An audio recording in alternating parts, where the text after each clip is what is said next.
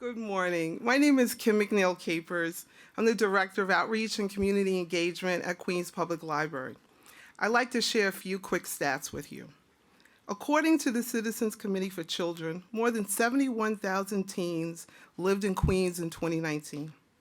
Within the first 6 months of the pandemic, more than 1,000 lost one parent or a caregiver to COVID-19. In 2018, nearly 2,000 16 and 17-year-olds were arrested borough-wide, 8,000 citywide, and we know that number is to double. But stats, they only confirm the story that we know. There's an increase in teen violence. We are seeing the highest out of work, out of school rates in a generation.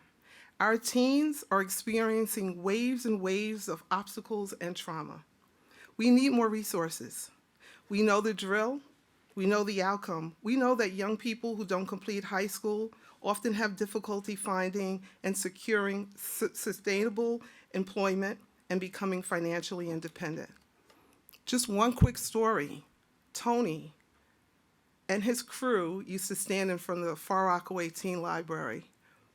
Far Rockaway Teen Library is a teen library that's strictly for teens. Grown-ups can't go in and little children can't go in. And this space was a space where teens would come after school and go inside and explore and be creative and participate in financial literacy programs and homework help and everything that teens like to do or may not want to do, but they're being exposed to that. This group would not allow kids to come in. They would prevent kids from coming in, cause havoc. Finally, we had a discussion with Tony and his crew. And we said, hey, we're not having this. This library belongs to the kids and to the community. And 2 weeks later, we didn't see him. We didn't see his crew. We didn't see anybody. We were like, how we conquered this? That's what we said. We conquered this. That crew, they gone. They left.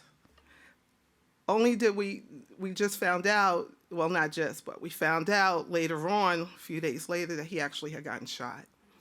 And he survived. He came to the library and said, Ms. Kim, I'm about to be homeless. I have 14 credits. I'm 16 years old. I want to graduate. I can't do this anymore. I said, join the Queens Library family. You join the family, you're going to learn a lot. You're going to be able to finish high school. You're going to be able to do the things you want to do, and you're going to be able to live and thrive. He said, oh, no, I'm not being a librarian. No way. It's not for me. And what are people going to think about me? And I said, they're going to think that you're smart. Watch. 2 years later, graduated from high school. He learned how to balance a checkbook. He had a girlfriend. He had everything. And he was the most respected staff person that worked there.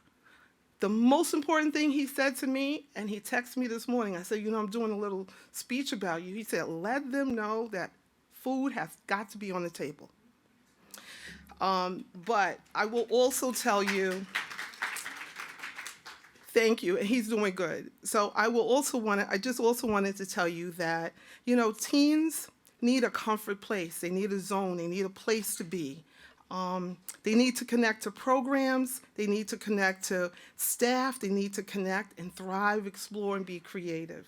But right now, the city's 3 library systems only have the capacity to offer dedicated teen spaces in 8 branches across the city.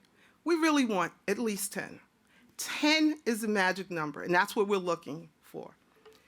With more funding, the city's libraries could add at least 10 dedicated teen centers citywide, bring job opportunities, college training, career pathways to nearly every branch. With a new level of public investment, we could expand these powerful spaces to serve more teens like Tony. Thank you.